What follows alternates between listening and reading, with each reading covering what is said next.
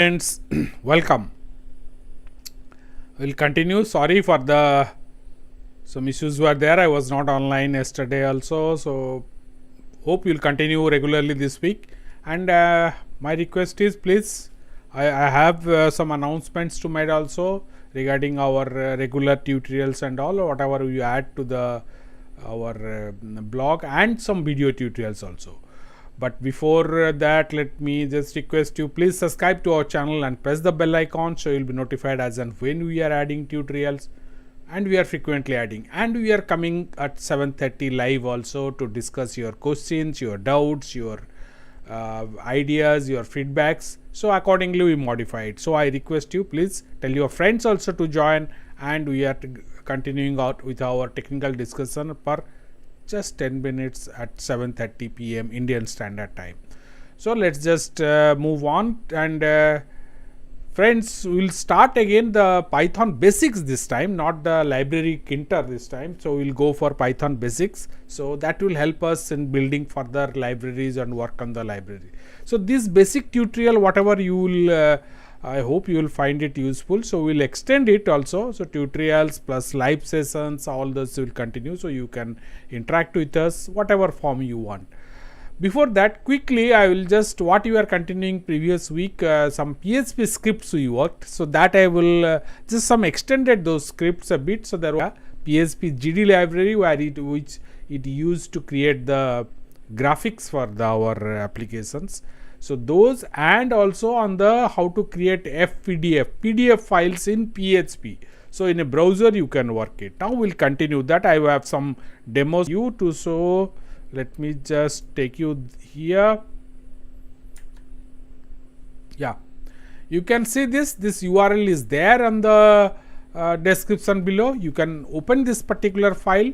Here actually there are two things you will know. If you are already aware of the GD library, how to integrate and how to send a image to a browser through header, because otherwise the browser understands the text file or HTML file sending, but you are telling her don't treat this as a HTML or text file, use it as a JPG image or a header. So that header information we have given. Now the GD library is mainly use this, and it generates dynamically the images. Now dynamic images means, say in a web page you want to display a graph which changes frequently and all. So these things and all, say you are taking some data from the database and all, you need a graphics. Your captcha, where you enter a different captcha, random numbers as a captcha you generate it, that also requires a PHP GD library. So that is the idea behind this. Mostly there are many other applications for GD library, and this is one. And here you can see there are some patterns. Say these images we generated. I will just try the first one. So this, and below that you can see many other patterns. This is a zigzag pattern, small codes, just 5, 6 line, 10 lines of code. And most cases these are, because these are patterns, so for loops are used. Now you come down, here is a diagonal stripes, and you can just continue. Here it is multiple rectangles, and earlier whatever rectangles, ellipse and arcs we have discussed, those are used here. And all here almost you will see a for loop is used because patterns are repeated. So that is what. And here also a triangular pattern, and you can see a diamond pattern and a cross hatch pattern. So these are all you can generate. Now these are images dynamically generated. Now let's just, I will try one, and I hope you can continue with other patterns. The most little complex one is, all are simple only.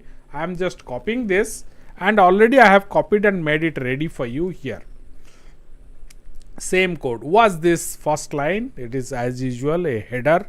Header means I am telling the browser, check this is not a standard HTML file, I am sending a PNG image, so be ready to display the image, don't consider it as a text.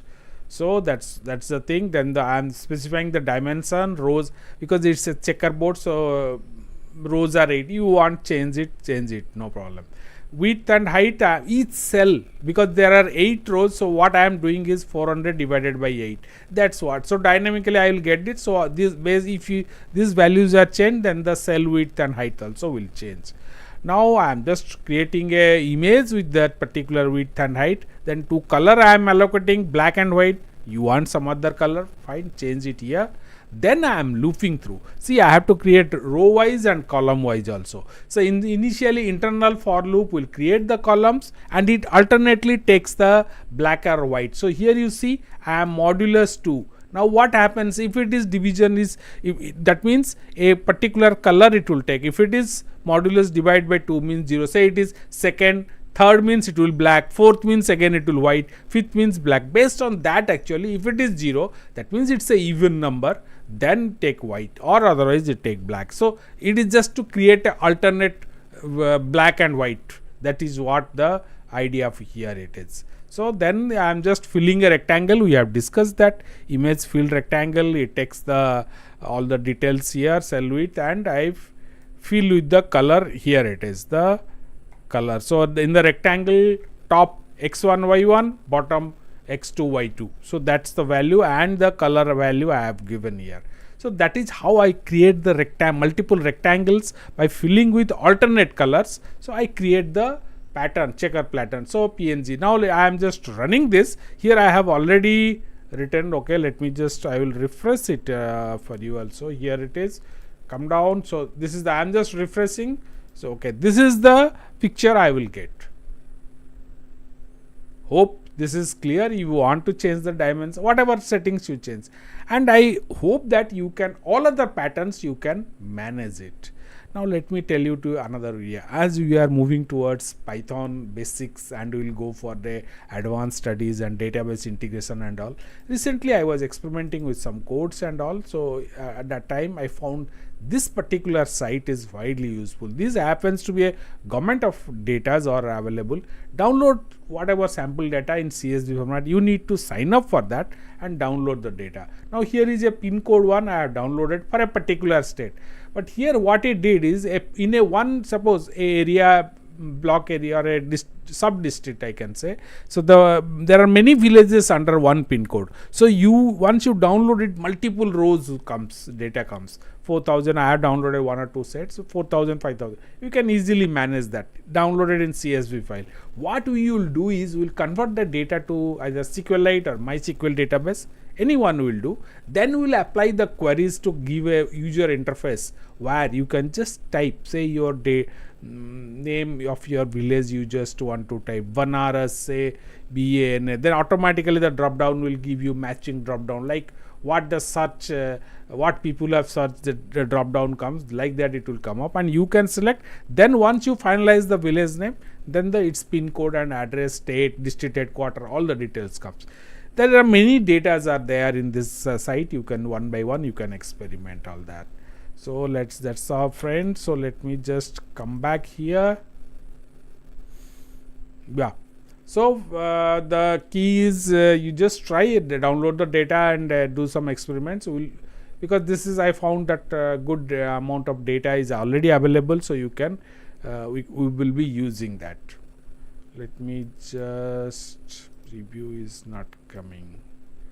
Okay, friend, that's the idea behind all this, and you can experiment by downloading that one. And my request is, again, I will come online tomorrow 7:30 Indian Standard Time. Please tell your friends also to join, and we will have a technical discussion on all this Python, PHP, MySQL, SQLite database integration with web programming and all the areas, PHP, JavaScript, jQuery, HTML, everything we will be discussing. We upload frequently articles also. You can just subscribe to our channel and get the article.